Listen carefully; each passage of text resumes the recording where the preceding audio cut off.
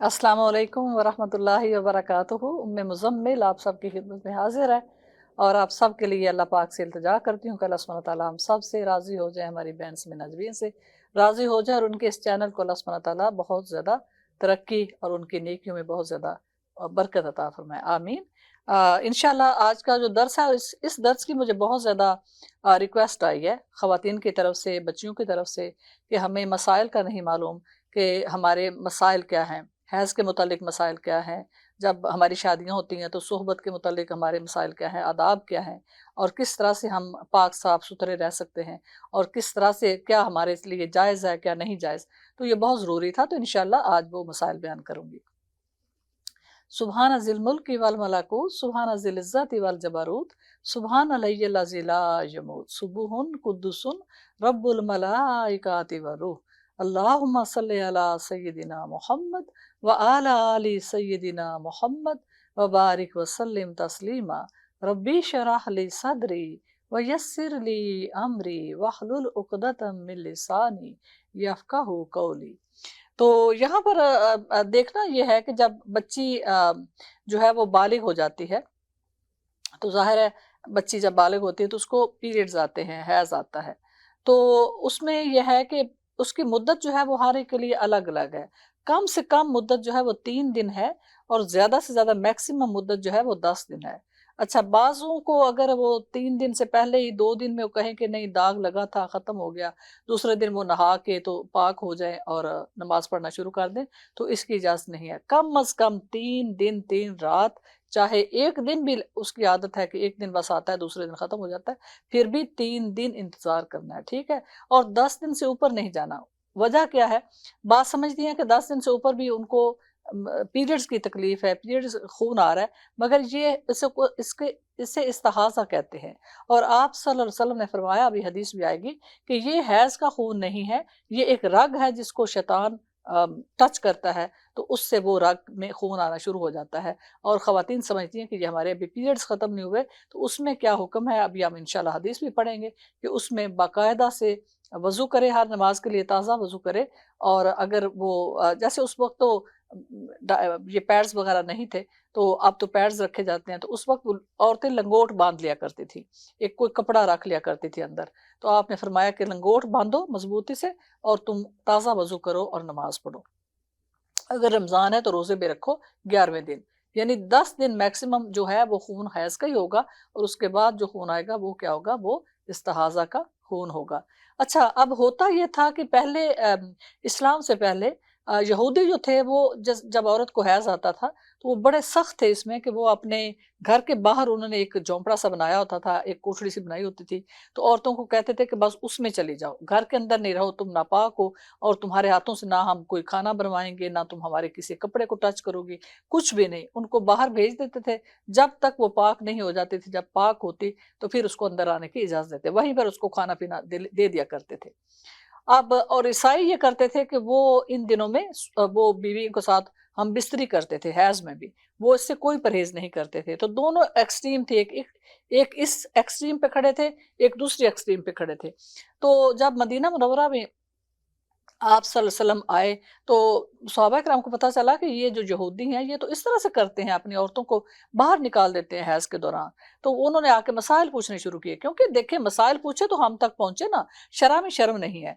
तो उन्होंने आके मसाइल पूछने कि या रसूलल्लाह, हैज़ की हालत में हम अपनी औरतों को क्या घरों से बाहर निकाल दें? ये यहूदी तो बाहर निकाल देते हैं, ये तो घरों में उनको रखते ही नहीं। तो अल्लाह सुब्हानहू व तआला ने सूरत अल-बकरा में उसका जवाब फरमाया कि नहीं, ए हबीब जी आपसे मसाइल पूछते हैं, मसला पूछते हैं हैज़ का, तो इन्हें ये कहो कि हैज़ के दौरान जो है वो अपनी औरतों के पास सोबत नहीं कर सकते, यानी जमा नहीं कर सकते। और आगे अल्लाह पाक ने फरमाया क्योंकि ये बड़ा तकलीफ देह होता है, ठीक है ना, वो पहले ही बड़ी तकलीफ में है, उसके बाद अगर मर्द जो है वो अपनी हाजत पूरी करना चाहे उससे, तो ये बड़ा तकलीफ दे उसके लिए होगा। एक्सप्लेन भी किया, सुभान अल्लाह, हमारे खालिक है ना अल्लाह पाक, क्या क्या नहीं जानते हमारे बारे में।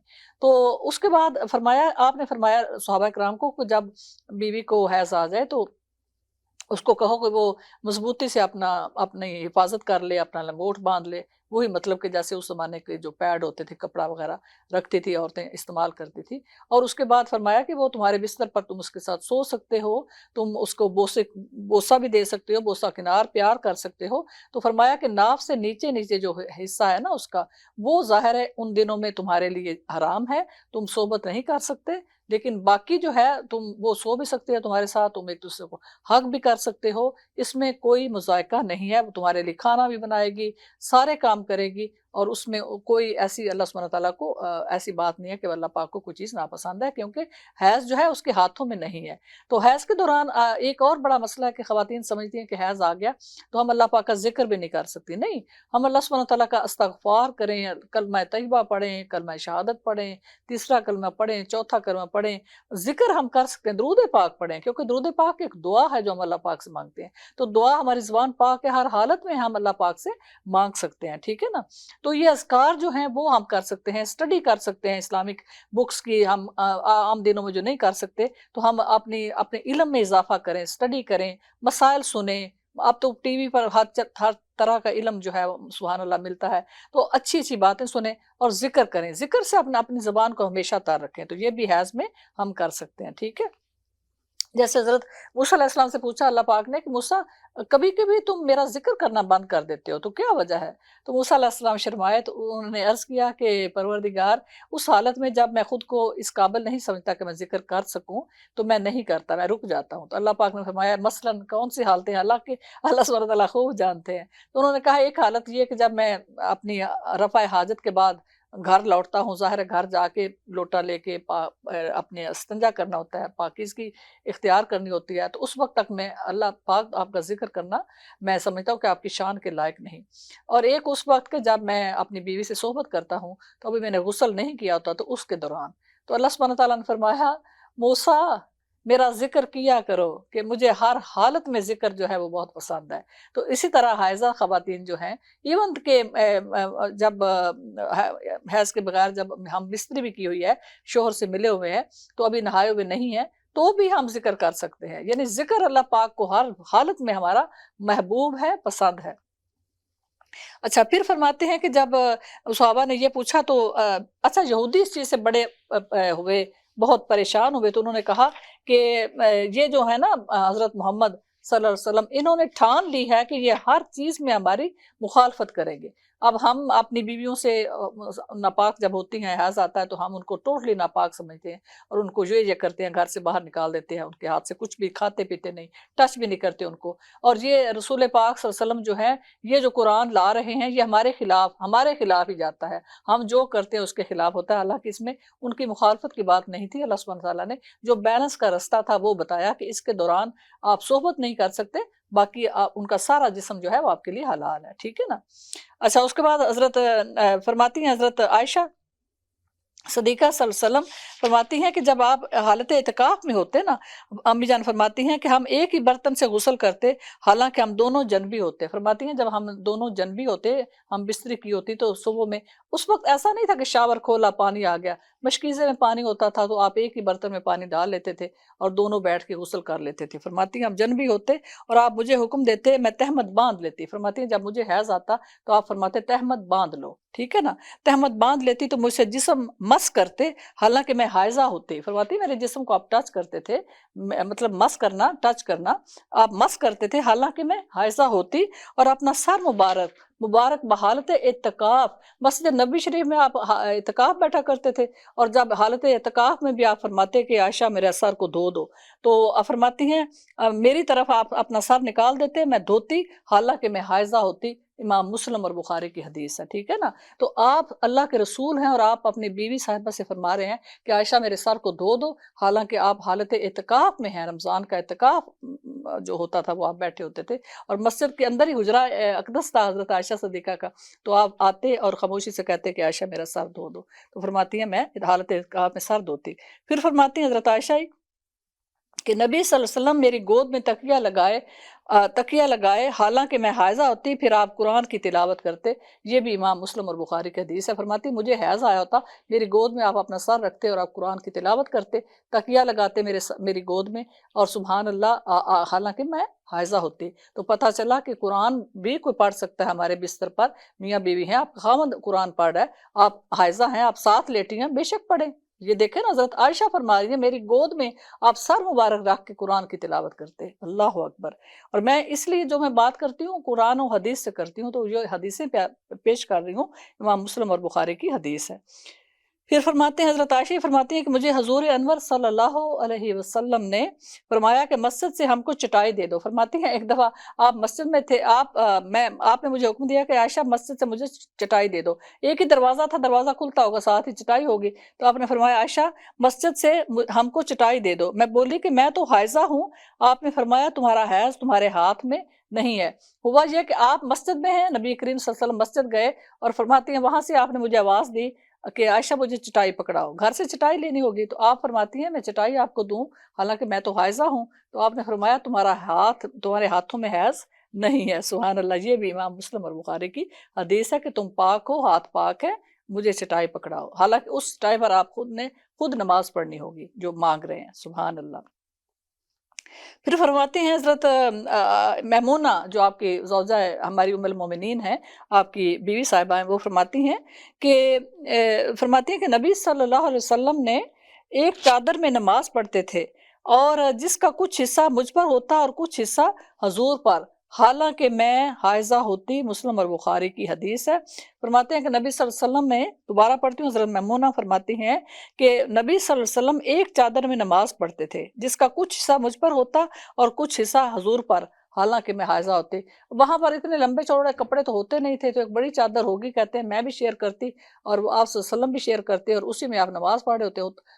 یہ چادر آپ اوپر لے رہے ہوں گے نا دونوں میاں بیوی، تو تھوڑی سی آپ بھی لے رہے ہوں گے کہ مجھے بھی کچھ دے دو، اور فرماتی ہیں آدھی چادر میرے اوپر ہے، آدھی آپ لے کے بیٹھے ہوئے نماز پڑھ رہے ہیں، تہجد کی بات ہو رہی ہے، اور فرماتی ہیں حالانکہ میں حائضہ ہوتی۔ یعنی سیم ٹائم پہ چادر بھی شیئر کر رہے ہیں۔ اچھا، کچھ عورتیں ہوتی ہیں جب وہ حیض سے پاک ہوتی ہیں تو وہ اپنی بیڈ شیٹس بھی دھوتی ہیں، اپنے کپڑے بھی دھوتی ہیں، ہر چیز دھوتی ہیں کہ یہ ناپاک ہے۔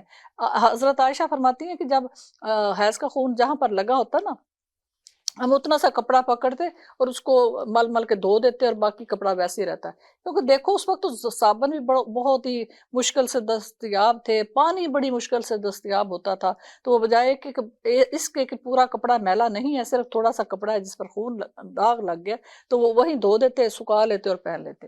تو اتنا سادہ ہے ہمارا اسلام، اتنا مذہب سادہ ہے، اس کو ہم نے اتنا پیچیدہ اور سخت بنا بنا کے پیش کر دیا ہوا ہے کہ لوگ ڈر کے ویسے ہی بھاگ جاتے ہیں کہ نہیں، اس کو فالو کرنا تو بہت مشکل ہے۔ اتنا آسان دین ہے، دین آسان ہے تو دین آسان کو ہی پیش کیا جائے تاکہ لوگوں کو اس کی پریکٹس کرنی آسان رہے۔ سبحان اللہ۔ پھر فرماتی ہیں حضرت عائشہ ہی کہ جب میں حائضہ ہوتی تو بستر سے چٹائی پر اتر آتی، پھر ہم حضور صلی اللہ علیہ وسلم سے قریب نہ ہوتے یہاں تک کہ ہم پاک ہو جاتے۔ ابو داؤد کی حدیث ہے۔ ایسا ہوتا ہوگا، فرماتی ہیں کہ بعض دفعہ جیسے ہیوی بلیڈنگ ہوتی ہے، تو ہیوی بلیڈنگ میں فرماتی ہیں کہ میں اس ڈر سے کہ کہیں بلیڈنگ جو ہے، میرا جو حیض ہے وہ بستر پر نہ لگ جائے، اور آپ صلی اللہ علیہ وسلم ظاہر عبادت کر رہے ہوتے ہیں، قرآن پڑھ رہے ہوتے ہیں، تو کہتے ہیں ساتھ میں چٹائی پر میں آ جاتی۔ یہ ہیوی دنوں میں ان دنوں میں جب ہیوی بلیڈنگ ہوتی ہے اس کی بات ہو رہی ہے۔ تو فرماتی ہیں اور اس میں فرماتی ہیں کہ ہم قریب بھی نہ اس وقت جاتے، یعنی مطلب یہ ہے کہ ہم کوئی صحبت نہیں کرتے تھے جبکہ میں حائضہ ہوتی تھی۔ پھر اچھا، مستحاضہ کیا ہے جو میں نے عرض کیا؟ حضرت عائشہ فرماتی ہیں کہ فاطمہ بنت ابو حبیش حضور انور صلی اللہ علیہ وسلم کے پاس آئیں، اور انہوں نے بولا کہ یا رسول اللہ میں استحاضے والی عورت ہوں، یعنی خون بند ہی نہیں ہوتا، 15 دن رہتا ہے، 20 دن۔ ان بیچاری عورتوں کے لیے بڑی مشکل اور بڑی پریشانی والی بات ہوتی ہے۔ ایک تو ان کی جو بیچاری کو مطلب وائٹامنس کی کمی آ جاتی ہے، خون ظاہر ہے اتنا خارج ہوتا ہے، اور دوسرا یہ کہ وہ ایک کوفت ہوتی ہے نا ذہن کے، پتہ نہیں میں پاک ہوں کہ نہیں، پتہ نہیں پڑھوں کہ نہ، ہر ایک کے پاس مسائل تو ہوتے نہیں، ہر ایک مسائل جانتی نہیں، تو استحاضہ یہ ہوتا ہے، ٹھیک ہے نا۔ تو وہ انہوں نے کہا میں استحاضے والی عورت ہوں اور پاک ہی نہیں ہوتی تو کیا میں نماز چھوڑ دوں؟ انہوں نے کہا یا رسول اللہ میں تو سارا مہینہ پاک نہیں ہوتی تو میں اب کیا کروں، نماز چھوڑ دوں؟ تو آپ نے فرمایا نہیں، یہ تو رگ ہے، حیض نہیں ہے، جب تمہارا حیض آیا کرے تو نماز چھوڑ دیا کرو اور جب چلا جائے تو خون دھو ڈالو اور دھو کے پھر نماز پڑھ لیا کرو۔ آپ نے فرمایا نہیں، وہ جیسے میں نے اس کی لمٹ بتائی کہ 10 دن جو ہے 11ویں دن ہم اس کو پیریڈ نہ سمجھیں، وہ حیض کا خون نہیں ہے، بے شک بھاری بلیڈنگ ہے یا ہلکی بلیڈنگ ہے، 6 دن رہتا تھا یا 5 دن رہتا تھا یا 7 دن رہتا تھا تو وہ چھوڑ دے، ٹھیک ہے۔ جتنا اب اس کو پتا تھا کہ یہ اتنے دن مجھے حیض، میری روٹین تو یہ تھی، اب اچانک میرا تو حیض کے دن بڑھ گئے ہیں، تو آپ نے فرمایا اسی عادت پہ رہو، پہلی عادت، جیسے کوئی کہتی تھی مجھے 7 دنوں میں پاک ہو جاتی تھی لیکن اب 8واں دن بھی ہے، 9واں بھی، 10 12 دن 15 دن 20، وہ کہتی ہے ہمیشہ میں ہر میں سارا ٹائم ہی رہتی ہے، تو آپ نے فرمایا وہ دن گن لیا کرو جس میں تمہاری اس استحاضہ کی بیماری سے پہلے جتنے دن تمہاری ایک عادت تھی، روٹین تھی، ان دنوں کے بعد تم اپنے آپ کو پاک کرو اور پاک کرنے کے بعد نماز پڑھو، اور اگر رمضان ہے تو رمضان کے روزے رکھو۔ سبحان اللہ۔ فرماتے ہیں پھر نہائے اور ہر نماز کے وقت وضو کرے اور روزہ رکھے اور نماز پڑھے، امام ترمذی کی یہ حدیث ہے۔ اچھا، یہ تو ہو گئے وہ مسائل جو حیض کے ہیں۔ اب آگے مسائل جو خواتین جب شادی ہوتی ہے، میاں بیوی ان کا نکاح ہوتا ہے، شادی ہوتی ہے، اب اپنے گھر جاتی ہیں، تو اب صحبت کے بھی آداب ہیں۔ دیکھیں اللہ تعالیٰ نے ہم سے کچھ بھی نہیں چھپایا، ہر چیز جیسے اللہ پاک فرماتے ہیں میں نے کھول کھول کر بیان فرمائی ہے، تو صحبت کے بھی آداب ہیں، میاں بیوی کیسے صحبت کریں، آداب کیا ہیں، مینرز کیا ہیں۔ سبحان اللہ۔ حضرت جابر فرماتے ہیں کہ یہود کہتے تھے کہ جب مرد اپنی بیوی کے پیچھے کی طرف سے اس کی فریج میں صحبت کرے تو بچہ بھینگا ہوتا ہے، یعنی بیوی کو الٹا لٹایا اور صحبت کی، صحبت کہاں کی، وہی جو اللہ پاک نے جو جگہ بنائی ہے، یعنی بچے کی پیدائش کی جگہ۔ تو کہتے ہیں کہ اس وقت کیا ہوتا تھا کہ بچہ بھینگا ہوتا ہے، ان کا یہ عقیدہ تھا کہ وہ بچے بھینگے اس لیے ہوتے ہیں کہ اس وقت میاں بیوی جب ملے تھے تو بیوی کو اس نے الٹایا ہوا تھا۔ تو اللہ پاک نے یہ آیت نازل فرمائی کہ تمہاری بیویاں تمہاری کھیتیاں ہیں اور اپنی کھیتیوں میں جس طرح چاہو جاؤ، امام مسلم اور بخاری کی حدیث ہے۔ اچھا، یہاں پر میں ایک بات ایکسپلین کروں کہ ایک صحابی آئے تو انہوں نے کہا کہ یا رسول اللہ صلی اللہ علیہ وسلم، کیا میں اپنی بیوی کو، اپنی سواری کو سیدھا کر لوں یا الٹا دوں، کوئی فرق تو نہیں پڑتا؟ مطلب یہ تھا کہ بیوی جو ہے اس پر صحبت کے وقت میں ان کو سیدھا رکھوں یا ان کو کہوں کہ الٹی لیٹو، تو مجھے کوئی اس میں کوئی گناہ تو نہیں، کوئی حرج تو نہیں؟ تو آپ نے فرمایا نہیں، کوئی حرج نہیں۔ جب وہ جانے لگے تو آپ نے فرمایا ان کو واپس بلاؤ، ان کو واپس بلاؤ، تو آپ نے فرمایا ہاں، سیدھا رکھو یا الٹاؤ، لیکن جگہ وہی ہے جو اللہ تعالیٰ نے تمہارے لیے تخلیق فرمائی ہے، یعنی بچے کی پیدائش کی جگہ، ٹھیک ہے؟ تو ابھی چونکہ شرع میں شرم نہیں، اور آج کل اس بیماری کی بہت وبا عام ہو چکی ہے، اور اپنی شیطانیت کو پورا کرنے کے لیے، اپنی وحشت کو پورا کرنے کے لیے مرد جو ہیں وہ عورتوں کو مجبور کرتے ہیں، بیویوں کو مجبور کرتے ہیں کہ ہم نے تمہاری دوبر میں جمع کرنا ہے، استغفر اللہ۔ تو اس کا کتنا سخت گناہ ہے، یعنی قوم لوطی والا فعل جو ہے مرد جب اپنی بیوی سے بھی کرتا ہے تو وہ استغفر اللہ اللہ تعالیٰ کی نظر میں انتہائی سخت اور حرام کام ہے اور گناہ کی بات ہے، تو وہ بھی میں ایکسپلین کروں گی۔ پھر فرماتے ہیں آپ نے اسے فرمایا کہ نہیں، جگہ وہی ہے، صحابی کو واپس بلایا اور کہا کہ ویسے تمہاری مرضی ہے، تم اسے سیدھا رکھو یا اس کو الٹا کرو۔ پھر فرماتے ہیں حضرت انہی سے، حضرت جابر سے ہی، وہ کہتے ہیں کہ ایک آدمی رسول اللہ صلی اللہ علیہ وسلم کی خدمت میں حاضر ہوا اور بولا کہ میری ایک لونڈی ہے جو ہماری خدمت گار ہے اور میں اس کے پاس جاتا ہوں۔ ظاہر ہے لونڈیاں حلال تھی، جنگوں میں یا ویسی منڈیاں لگتی تھی، اس میں لوگ غلام بھی خرید لاتے تھے، لونڈیاں بھی خرید لاتے تھے، اور اللہ پاک نے فرمایا کہ یہ حلال ہیں، تمہاری بیویاں اور تمہاری کنیزیں جو تمہاری ہاتھوں کی ملکیت ہیں، یعنی جن کے تم مالک ہو، وہ تمہارے لیے حلال ہیں، ٹھیک ہے؟ اچھا، انہوں نے کہا کہ میری لونڈی ہے، میں اس سے جمع کرتا ہوں، لیکن کہتے ہیں کہ میں یہ ناپسند کرتا ہوں کہ اس سے میری کوئی اولاد ہو، چونکہ ان کی بیچاریوں کی کوئی ویلیو نہیں ہوتی تھی، کوئی رسپیکٹ نہیں ہوتی تھی، وہ جیسے نوکرانی ہیں گھروں میں، اور نوکرانی سے بھی اوپر ہوتی تھی بیچاری، کیونکہ وہ بالکل ان کی اپنی کوئی چوائس نہیں ہوتی تھی، بالکل غلامی، ایک غلام مرد ہے اور وہ غلام جو ہے، کنیز جو ہے، اس کی بھی اپنی کوئی لائف نہیں ہوتی تھی، جیسے اس کا مالک کہتا تھا اس بیچاری کو وہی حکم ماننا پڑتا تھا۔ تو اب اس نے کہا کہ میں اس کے پاس جاتا ہوں لیکن میں یہ نہیں چاہتا کہ وہ پریگنٹ ہو، میرے بچے کی ماں بنے، تو میں کیا کرتا ہوں کہ میں عزل کرتا ہوں، یعنی ڈسچارج باہر ہوتا ہوں۔ تو اب میں کیا کروں، مطلب یہ میں مسئلہ پوچھنا چاہتا ہوں۔ تو آپ صلی اللہ علیہ وسلم نے فرمایا آپ نے فرمایا وہی ہوگا جو اس کے مقدر میں ہے۔ آپ نے فرمایا تو چاہے باہر ڈسچارج ہو یعنی عزل کر یا نہ کر، تو جو اللہ تعالیٰ کو منظور ہے وہ تو ہو کے رہنا ہی ہے۔ پھر وہ کچھ دیر ٹھہرا رہا اور بولا کہ لونڈی تو حاملہ ہو گئی۔ کچھ دنوں کے بعد آیا آپ کی خدمت میں، کہتا میری لونڈی تو حاملہ ہو گئی ہے، پریگننٹ ہو گئی ہے۔ تو آپ نے فرمایا ہم نے تو تجھے پہلے ہی خبر دی تھی کہ جس چیز نے ہونا ہے وہ ہو کر رہے گی، اسے کوئی روک نہیں سکتا، یعنی تم چاہے جتنی مرضی احتیاط کرو اسے کوئی روک نہیں سکتا۔ اچھا، تو پھر فرماتے ہیں حضرت جو ہیں ابو سعید خدری رضی اللہ تعالیٰ عنہ کہ رسول اللہ صلی اللہ علیہ وسلم سے ہم نے ازل کے متعلق پوچھا کہ ہم نہیں چاہتے کہ ہمارا ایک بیبی ہوا ہے وہ چھوٹا ہے، دوسری دفعہ ہم اپنی بیوی کے پاس جا رہے ہیں تو ہم ابھی نہیں چاہتے کہ وہ دوبارہ پریگنٹ ہو جائے، تو ہم کیا کرتے ہیں کہ ہم ازل کرتے ہیں کہ ابھی بچہ نہ ہو، یعنی ڈسچارج باہر ہوتے ہیں۔ تو آپ نے فرمایا اور اللہ تعالیٰ نے جب کوئی چیز پیدا کرنا چاہتا ہے تو فرماتے ہیں پوچھا گیا تو آپ نے فرمایا ہر منی سے بچہ پیدا نہیں ہوتا۔ آپ نے فرمایا ایسا نہیں ہے کہ تم سمجھو کہ جب بھی میاں بیوی ملے ہیں تو بچہ پیدا ہوگا، ہر منی سے یعنی جو ڈسچارج ہوتا ہے انسان اس سے بچہ پیدا نہیں ہوتا۔ تو فرمایا کہ جب کوئی چیز اللہ تعالیٰ پیدا کرنا چاہتا ہے تو اسے کوئی چیز روک نہیں سکتی۔ امام مسلم کے حدیث ہے۔ آپ نے فرمایا کہ ایسا مت سمجھو کہ ہر وقت جب تم اپنی بیوی کے پاس جاتے ہو تو وہ اسی وقت پریگنٹ ہو جائے گی، نہیں، ہر منی سے بچہ پیدا نہیں ہوتا۔ لیکن پھر آپ نے فرمایا کہ ہاں جب اللہ تعالیٰ نے پیدا کرنا ہے تو اسے کوئی روک نہیں سکتا، نہ تم روک سکتے ہو نہ کوئی اور روک سکتا ہے، یعنی وہ اس کو چاہے تم جتنی بھی احتیاط کر لو وہ اللہ پاک کے فضل سے ہو کر رہنا ہے۔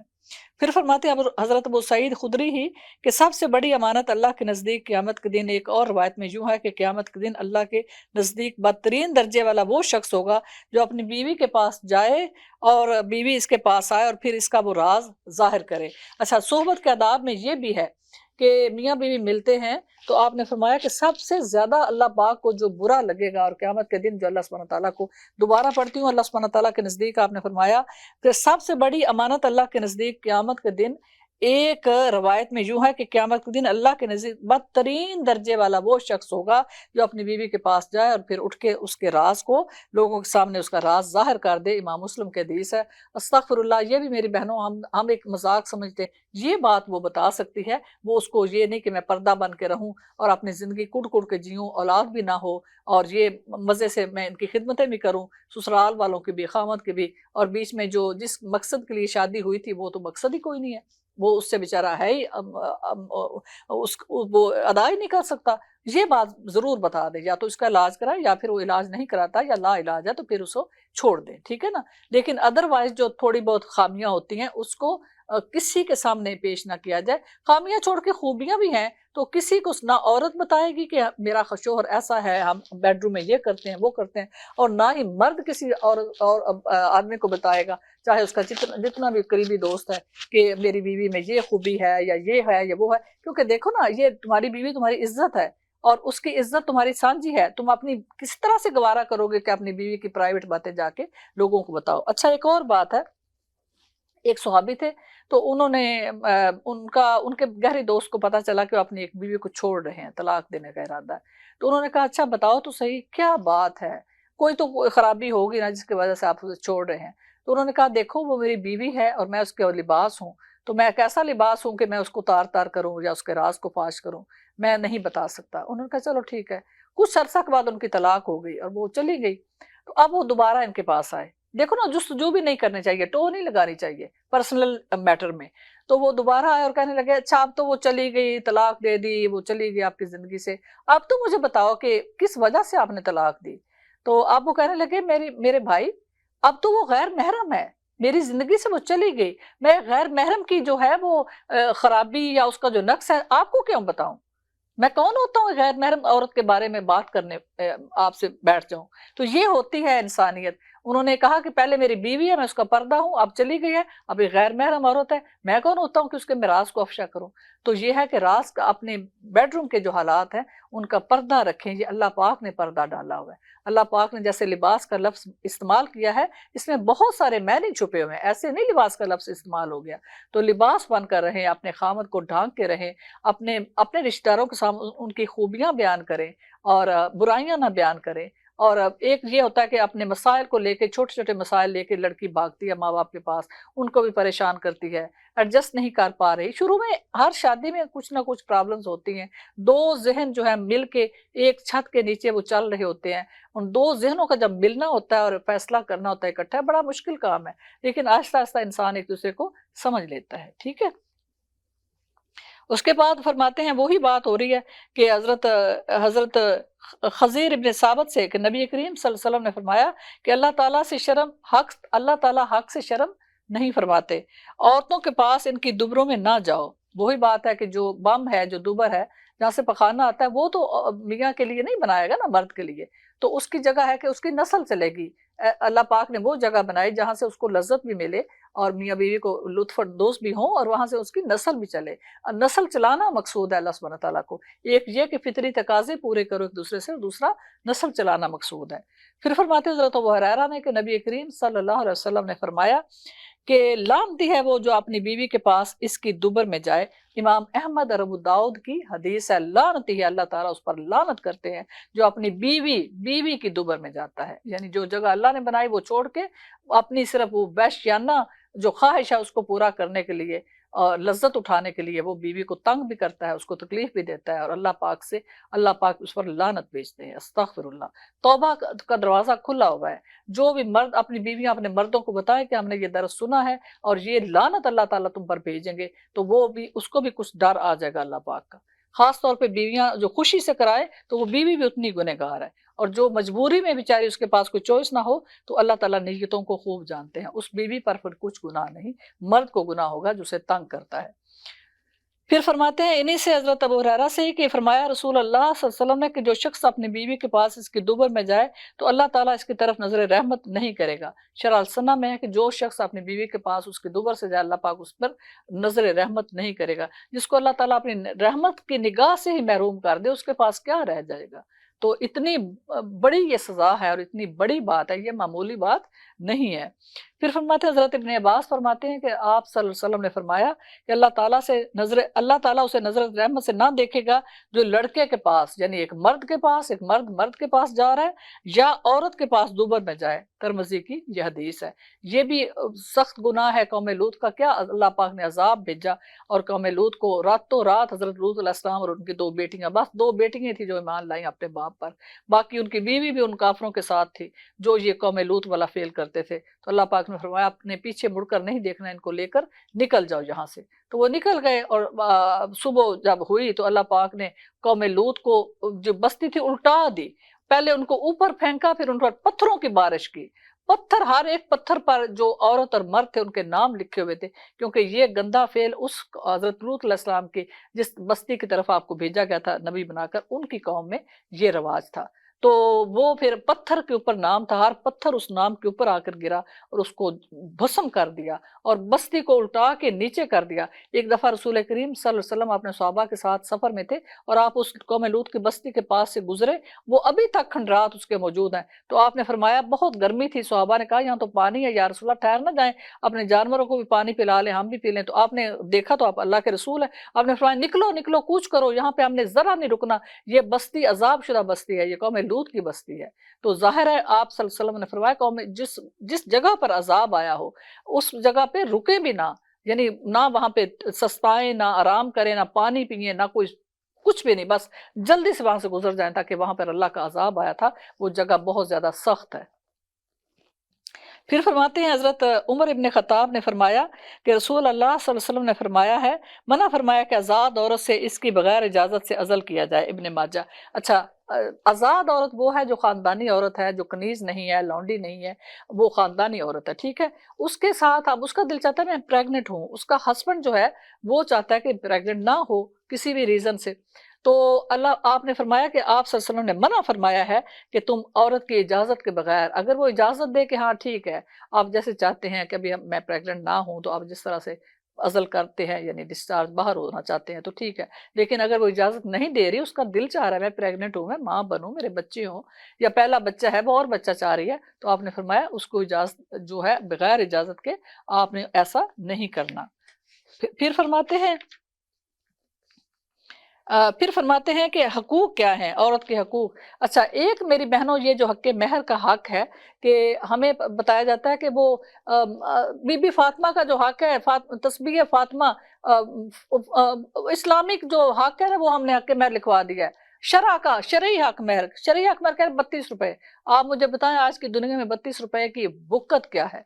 ये औरतों का हक़ मारा जाता है। मैं आपको अवेयर करना चाहती हूँ, इस्लाम ने हक दिया है औरत को, लड़की को जब उसकी शादी हो रही होती है कि वो अपने खानदान में जो रिवाज है उसके मुताबिक हक महर मुकर्रर करे, मांगे, डिमांड करे, या उसकी शोहर जो दूल्हा है जिससे शादी करने जा रही है उसकी हैसियत को देख के जितनी उसकी हैसियत है उसकी हैसियत के मुताबिक भारी हक महर मांग सकती है। एक दफा क्या हुआ कि हजरत उमर बिन खत्ताब अमीर उल मोमिनीन है और आप खुतबा फरमा रहे हैं और आपने फरमाया कि औरतें बहुत भारी हक महर मांगना शुरू कर दिया है और मर्दों के लिए निकाह करने ज़रा मुश्किल हो रहे हैं। तो मैं ये चाह रहा हूँ कि मैं एक लिमिट रख दूँ, ठीक है ना? हक महर की एक लिमिट, उससे उससे ज़्यादा कोई औरत डिमांड नहीं कर सकती। तो एक लंबे कद की अरब औरत थी मक्का मुकरमा की, वो उठी और उसने कहा, ए उमर इब्ने खत्ताब, उसने अमीरुल मोमिनीन भी नहीं कहा, उसने कहा, ए उमर इब्ने खत्ताब, क्या तू अल्लाह ताला ने जो हक हमें दिया है अपनी पाक कलाम में, कुरान में, उसकी नाफरमानी करने जा रहा है? उसकी नाफरमानी में ऐसा कानून लागू करने जा रहा है? तो आप घबरा गए, आपने कहा ऐसा क्या हुआ?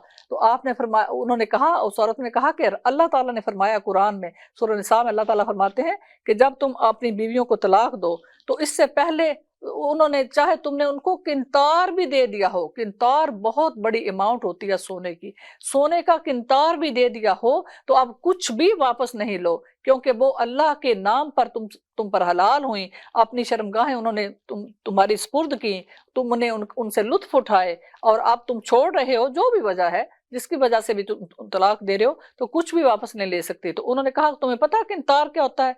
किंतार की कोई हद नहीं, कईयों ने कहा उद पहाड़ के बराबर किंतार का वजन होता है। तो उन्होंने कहा, जब अल्लाह ने कोई हद नहीं रखी हमारे हक के महर पर, आप कौन होते हो हमारा हक महर पर पाबंदी लगाने वाले और उसे मुकर्रर करने, एक हद मुकर्रर करने वाले? तो आप घबरा गए। तो आपने कहा, या अल्लाह, उम्र से ज्यादा तो ये औरत इस्लाम को जानती है, कुरान को जानती है। आपने कहा, नहीं भाई, जो मर्जी है, जिस महर पर तुम राजी हो करो निकाह, मुझे कोई परवाह नहीं। तो ये है कि हक महर हमारा हक है। कोई ये जो अस्तगफिरुल्लाह इस्लाम का मजाक उड़ाया जाता है कि शरई हक है, शरई हक क्या है? ₹32। ये पता नहीं कहाँ से घड़ा और कहाँ कैसे आ गया। हाँ, जहेज जो है वो हिंदुआना ही रस्म है। हिंदू हमारे साथ रहे बड़े सगीर में इकट्ठे, वो अपनी बच्चियों को दहेज देते थे बेचारे, इसीलिए तो वो जिंदा दरगोर कर देते थे कि इसने क्या करना है बड़ी होके, इसका पहले पालेंगे, इस पर खर्च करेंगे ना, इसने कोई कमाना है ना कुछ, और बड़ी होके इसका जब शादी करेंगे इतनी दिन जहेज की लिस्ट आएंगे, हम कहाँ से पूरा करेंगे? तो इसको मार दो, जिंदा दफना दो, बात ही खत्म करो, किस्सा खत्म। तो इस्लाम ने, अल्लाह सुब्हानहू तआला ने फरमाया, नहीं, जहेज जो है वो बिल्कुल नहीं है, बल्कि जब शादी हो तो दूल्हा ये बताएगा लड़की के घर वालों को, उसके वलियों को, बाप को, जो भी वली है कि मैं इसके लिए क्या, हाँ, घर, उसका हक क्या है, उसको शेल्टर दे, उसको चाहे वो टेंट दे, चाहे वो घर दे, जैसा भी हो, उसका अपना हक है, जितना हक के महर वो अदा कर सकता है, हक के महर दे, उसको सारा मतलब मकान, लिबास, खाना पीना सब कुछ खामद के जिम्मा पर है, और वो बताएगा कि मैं इतना हक महर अदा कर सकता हूँ। ये भी औरत का अपना हक है। तो हक महर की हिफाजत की जाए जो अल्लाह ने हमें दिया है, ठीक है। और उसके बाद जहेज जो है उसकी कोई डिमांड नहीं, विरासत में उसका हिस्सा है, वो इंशाल्लाह मैं अगले दर्स में बताऊंगी कि विरासत में औरत का कितना हिस्सा है। तो हमें चाहिए कि हम अपने हकूक की खुद हिफाजत करें, और अल्लाह पाक ने जो हमारी हिफाजत के लिए कानून बनाए हैं, इस्लाम में, कुरान में रखे हैं, उनको आगाह करें, दूसरों को भी बताएं कि हमारे अल्लाह ने तो हमें बहुत हक दिया है, तो हक के महर जो है वो हमारा अपना हक है। हाँ, एक बात है कि रवायत है, हजरत अबू हुरैरा से फरमाते हैं कि रसूल अल्लाह सल्लल्लाहु अलैहि वसल्लम ने फरमाया कि जब कोई शख्स अपनी बीवियों को अपने बिस्तर पर बुलाए, बीवियों या बीवी को, और वो इनकार कर दे, यानी कोई रीजन भी नहीं है, वो कहती है नहीं मेरा नहीं दिल चाह रहा, और खामद नाराज होकर रात गुजारे, तो सुबह तक फरिश्ते इस पर लानत करते हैं। तो यह है कि अल्लाह सुब्हानहू तआला ने उनको हक भी दिया है, क्योंकि वो हमारे कवाम है, हमें रिस्क देते हैं कमा कर, हमें शेल्टर देते हैं, इज्जत देते हैं, हर चीज़ हमारी का ख्याल रखते हैं। तो उसका भी हक है कि जब उसकी चाहत हो रही है तो बगैर किसी रीज़न के हम इनकार ना करें। सुभान रब्बिका रब्बिल इज़्ज़ति अम्मा यासिफून व सलामुन अलल मुरसलीन वल्हम्दुलिल्लाहि रब्बिल आलमीन व आखिरु दावाना वलिल हम्दुलिल्लाहि रब्बिल आलमीन।